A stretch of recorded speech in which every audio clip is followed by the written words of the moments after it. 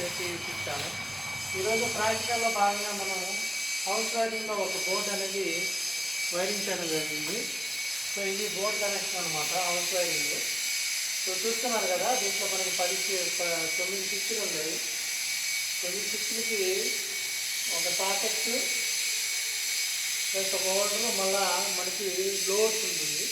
So ఇక్కడ L అంటే మనం లోడ్గా గుర్తించుకున్నాం. అది ట్యూబ్లైట్ కావచ్చు, ఫ్యాన్ కావచ్చు, ఫ్రిడ్జ్ కావచ్చు, ఏదైనా కావచ్చు. Load is load.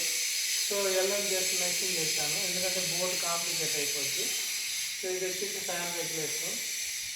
సో మనకి ఈ విధంగా మనకి సర్క్యూట్ డయాగ్రామ్ అనేది మనకి ఈ విధంగా ఉంటుంది. సో సర్క్యూట్ డయాగ్రామ్ ఇది సింపుల్గా చెప్పుకోవాలంటే కనెక్షన్ అని చెప్పుకోవచ్చు. సో బోర్డ్ కనెక్షను ఇది వచ్చేసి మనకి హౌస్ వైరింగ్. సో ఒక ఇంట్లో బోర్డ్ వైరింగ్ చేయాలంటే మనం హౌస్ వైరింగ్ ఇలా చేసుకుంటాం ఫ్రెండ్స్.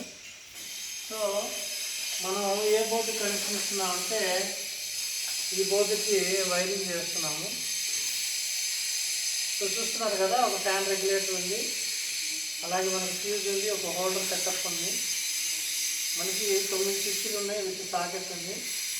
ఈ బోర్డు వైరింగ్ అనేది మన పిల్లలు చేస్తారు. మీరు చూస్తున్నారు ఐటీ జాబ్ యూట్యూబ్ ఛానల్.